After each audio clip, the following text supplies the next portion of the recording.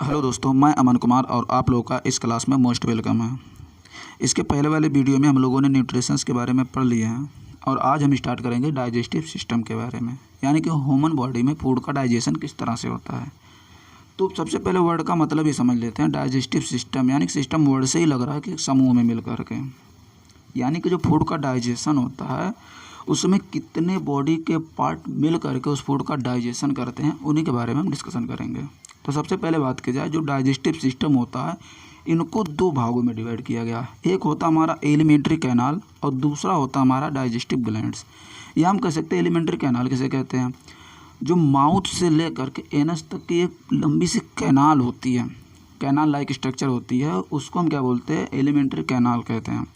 और इसके बाद उसमें साइड साइड से ग्लैंड लगे होते हैं जो उसमें एंजाइम सीक्रेट करते हैं और वो फूड का डाइजेशन करवाते हैं। वो क्या होते हैं, डाइजेस्टिव ग्लैंड्स होते हैं। अब यहाँ पर बात की जाए, एलिमेंट्री कैनाल को जो है कितने पार्टों में डिवाइड किया गया है। तो यहाँ पर बात की जाए, जो एलिमेंट्री कैनाल होती है इस पूरे कैनाल को जो है 6 पार्टों में डिवाइड किया गया है। सबसे पहले हमारा होता है माउथ होता है, या माउथ को ही बक्कल कैविटी बोलते हैं। तो सबसे पहले क्या होता है, हमारा बक्कल कैविटी होती है। उसके बाद वाला जो पार्ट होता है उसको हम बोलते हैं ओइसोफेगस। उसके बाद फिर क्या आता है, स्टमक आता है। स्टमक के बाद फिर जो आता है वो स्मॉल इंटेस्टाइन होता है। एंड उसके बाद क्या आता है, लार्ज इंटेस्टाइन, और उसके बाद रेक्टम, फिर एनस। ये क्या होती है, एलिमेंट्री कैनाल के पार्ट होते हैं। और इसके बाद जो साइड साइड से उसमें ग्लैंड्स लगे होते हैं वो क्या कहलाते हैं, डाइजेस्टिव ग्लैंड कहलाते हैं। जैसे बात की जाए, सबसे पहला हमारा कौन सा होता है, सेलेवरी ग्लैंड्स होती है। सेलेवरी ग्लैंड्स को जो है 3 पार्टों में डिवाइड किया गया है। एक हमारा होता है पैराटॉइड्स ग्लैंड्स, दूसरा होता है सब मैग्युलरी ग्लैंड्स, एंड तीसरा होता है सब लिग्नल ग्लैंड्स। यानी कि जो 3 ग्लैंड्स होते हैं माउथ के बगल में लगे होते हैं। और उसके बाद आती है हमारा लीवर होता है।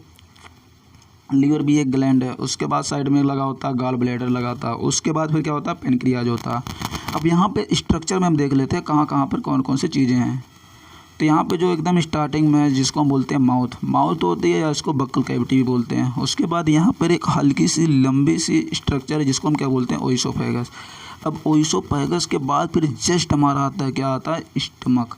स्टमक के बाद फिर क्या आता है हमारा स्मॉल इंटेस्टाइन।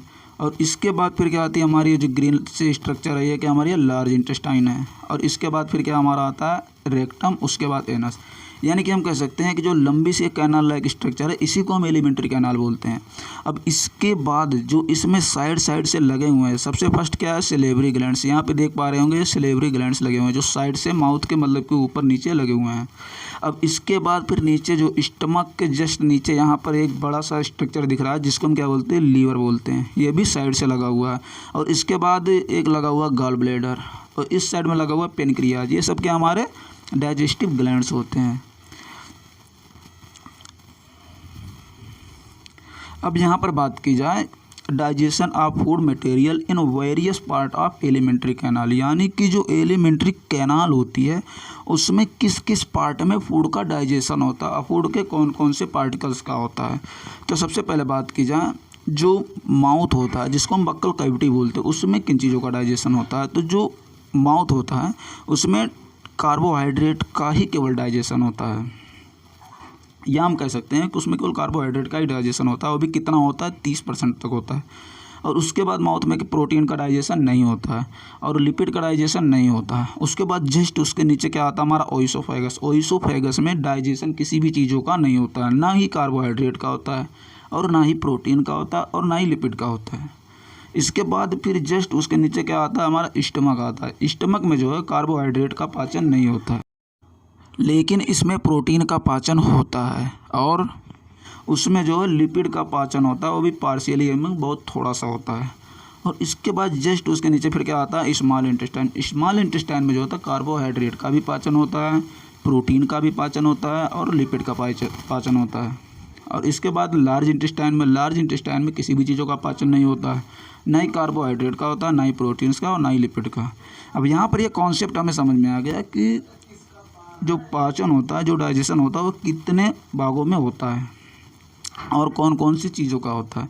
अब यहाँ पर सबसे पहले या फर्स्ट पार्ट की बात की जाए बक्कल कैविटी की, तो डाइजेशन इन बक्कल कैविटी, यानी बक्कल कैविटी में डाइजेशन किन किन चीज़ों का होता है। तो यहाँ पे हमने पहले ही देख लिया कि उसमें जो होता है केवल कार्बोहाइड्रेट का पाचन होता है। अब यहाँ पर बात की जाए कि बक्कल कैविटी में क्या होता है। Food chewed by teeth, the tongues passes the food and mixing the saliva, यानी कि हम कह सकते हैं जो फूड का च्यूइंग होता है माने कि किसके द्वारा होता है, टीथ के द्वारा, यानी कि दांतों से हम उसको क्या करते हैं, चबाते हैं। उसके बाद फिर क्या होता है, जो टंग्स होती है वो पास करती रहती है किसको, फूड को, और उसके बाद मिक्सिंग द सलाइवा, सलाइवा को भी मिक्स करती रहती है। यानी कि माउथ में जो बक्कल कैविटी में इतना ही प्रोसेस होता है। अब उसमें क्या क्या चीज़ें होती हैं, उसमें जो होती है सिलेवरी ग्लैंड जो सिक्रीट करती रहती है।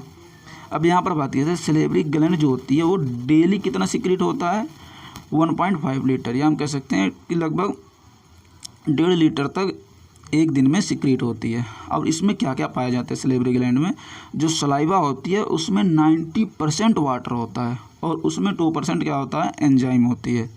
अब एंजाइम का पीएच कितना होता है, 6.8 होती है, और इसमें एंजाइम का नेम क्या होता है, या इसको बोलते हैं पिटाइलिन या बोलते हैं सिलेवरी एमाइलेज। ये हेल्प किस चीज़ों में करती है, डाइजेशन ऑफ कार्बोहाइड्रेट, यानी कि कार्बोहाइड्रेट का डाइजेशन करती है, कितना, 30% तक। अब यहाँ पर अब इसके फंक्शन की बात की जाए तो फंक्शन क्या क्या होता है। तो जो फंक्शन होता है इसमें मिक्सिंग इन फूड, बक्कल कैविटी में फूड का मिक्सिंग होती है। उसके बाद किल बैक्टीरिया, बैक्टीरिया का भी किल होता है, और डाइजेशन ऑफ कार्बोहाइड्रेट, और जो कार्बोहाइड्रेट होता है उसका डाइजेशन होता है। और क्या होता है, हेल्प इन स्पीच, हम कह सकते हैं बोलने में हमारी मदद करती है।